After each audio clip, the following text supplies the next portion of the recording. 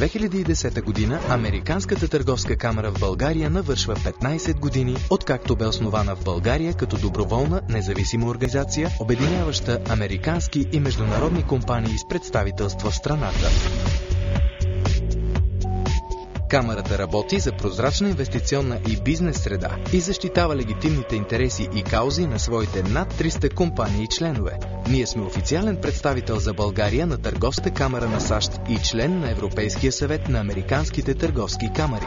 Представителни форуми на камарата са бизнес срещите на членовете и с ключови обществени фигури от България, САЩ и международни организации, местни и регионални конференции, кръгли маси и дискусии, организирани от нейните комитети.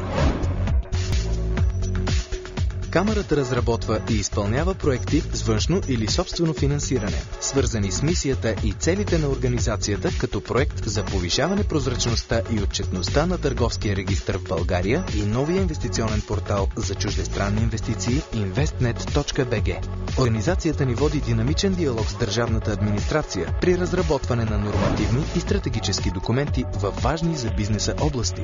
В своята бяла книга до българското правителство през 2009 година Камарата отправи препоръки за устойчиво икономическо развитие на България, преодоляване на ефектите от икономическата криза и привличане на чуждестранни инвестиции в страната. Членовете на Камарата имат достъп до качествена информация чрез ежедневните електронни издания на Камарата и месечното списание AmCham Bulgaria Magazine.